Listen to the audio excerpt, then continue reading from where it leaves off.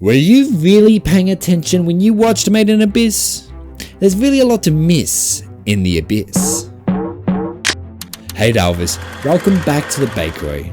Today, we're diving into the top 10 mistakes that I always hear people make about Made in Abyss.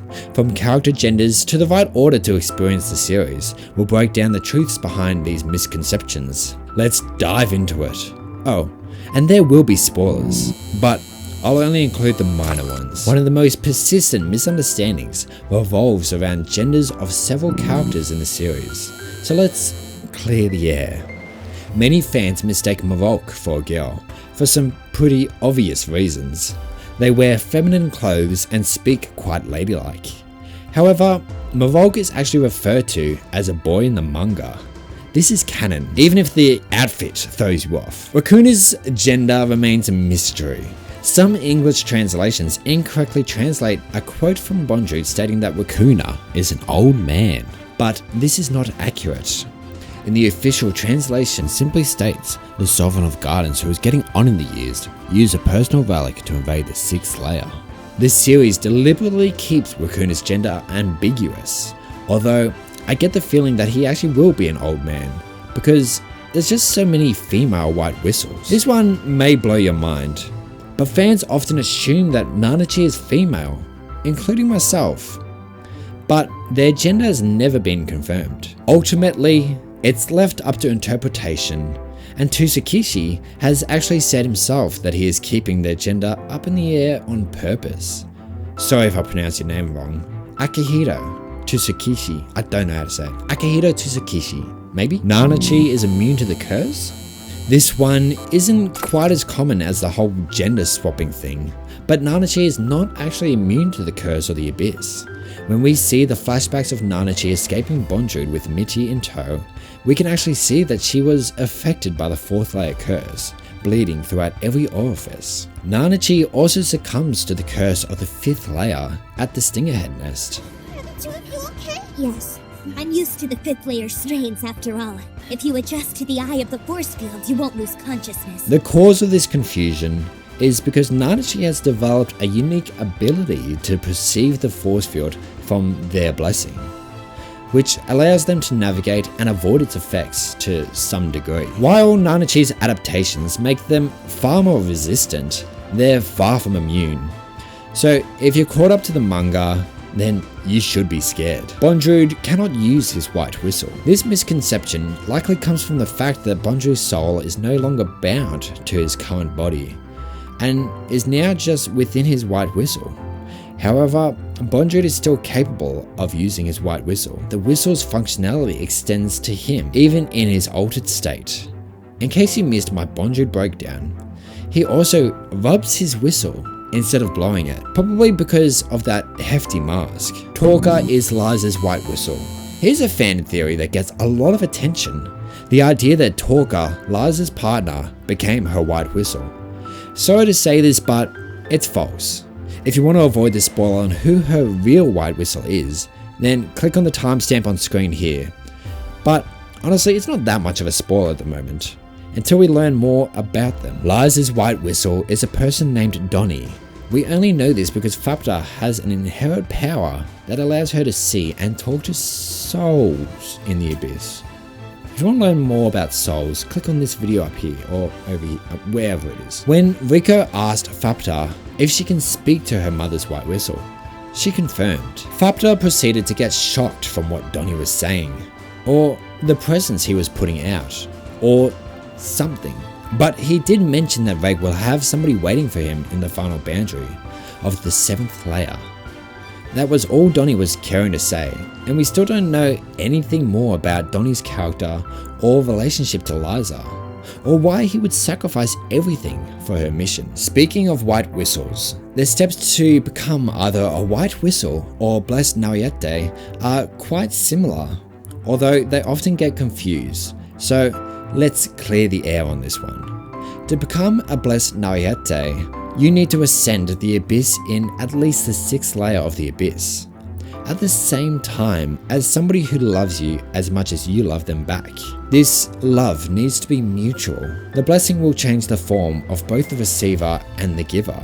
These forms do change, however. The giver's soul becomes trapped in an imperfect body, while the receiver will inherit a form that grants their darkest desire. This effect happens both ways. While both Nanachi and Midi received the blessing, one got the good blessing, while the other was a little bit less fortunate. To become a white whistle for someone, it seems that one has to fully devote themselves to the other's goal. This doesn't need to be through love, and the receiver doesn't seem to have any effect on what the giver does. To become a life reverberating stone, it seems you have to be at the altar on the 5th layer, and this process will only affect the giver's body and not the receiver. This new form doesn't kill one's soul, but simply transfers it from the human body into the life reverberating stone. It also seems that the form one takes as a life reverberating stone is an imperfect form, and needs to be perfected by somebody with the skills to do so. While both of these two things require some kind of sacrifice for one person to give to the other, they do differ quite a bit. But both can happen at the same time. For example, Pushka. Pushka is an interesting case, because she gave Bondrewed the blessing of the abyss, which we can assume she received negative sides of it, but we couldn't see her physical body as it was kind of in a cartridge, and there wasn't much form left.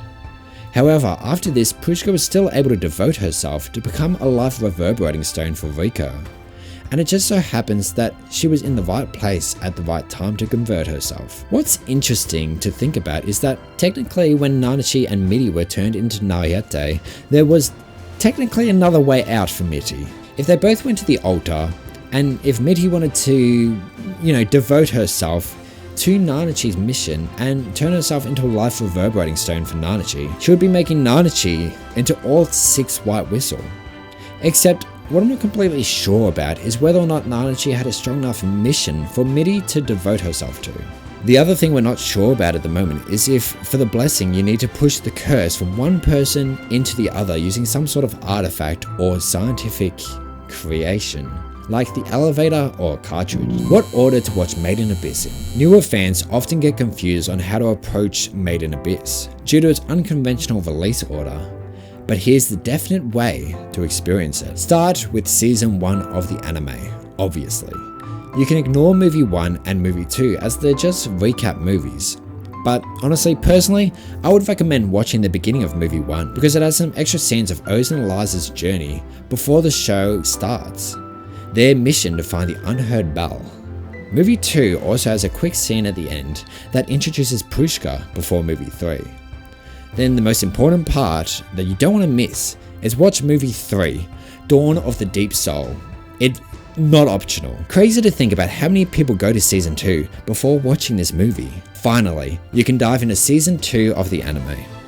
And if you want to keep reading the manga after this, then you can start from chapter 61. Chapter 60 is the very last episode of Made in Abyss in season 2. The next thing I see a lot is that Reg and Clawbot are the same creatures. When we see Lyza's notes, very early on, there's this humanoid looking cyborg in the notes, which looks very much like Reg. Although now that we have seen some flashbacks from Reg in Dawn of the Deep Soul movie, and if you haven't watched it, go watch it, we know this is not in fact Reg. This image is actually depicting what fans refer to as Clawbot, or the girl type. So far, my assumption on the girl type is it's a female version of Reg. Whether Reg's an All-Blade, or a true resident, or an artifact, she's the same as Reg. It's possible that this is the person Reg will meet at the final boundary that'll clear up the air on his construction. The letter that Rico receives, supposedly written by Lyza, is one of the series' key mysteries. Many fans take it at face value that Lyza wrote it. Ozen states that this letter does not contain Lyza's handwriting. Although a lot of white whistles choose to lie about things in the Abyss, I don't think we've got any reason to doubt her in this. And Ozen, compared to the others, seems to just lay it all on the table, and she doesn't like lying to children. The curse only affects humans.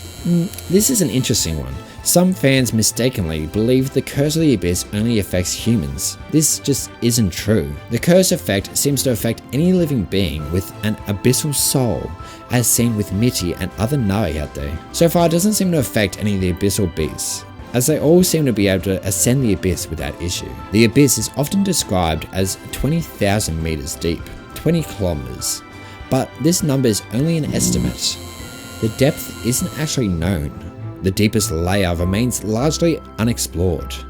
And due to many things like creatures, paths, and a literal sea on the 5th layer, it is near impossible for male balloons to reach the surface, leaving much of the abyss very unknown. And there you have it, Delvers. Those are the top 10 misconceptions about Made in Abyss that I'm always hearing. Did any of these surprise you? Or maybe you've heard of other misunderstandings that didn't make this list? Let us know in the comments down below. And don't forget to hit that like button, subscribe if you want to support me on my goal to 10,000 subscribers. And I will see you next time.